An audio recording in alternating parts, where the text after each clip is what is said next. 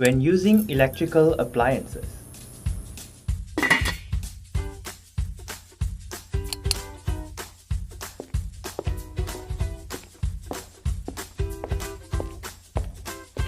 Wait, you're not done with your work in the kitchen.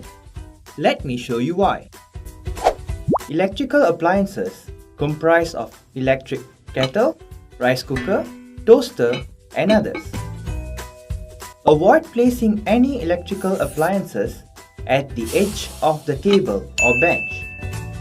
Ensure that the appliance wire does not hang from the edge of the table or bench.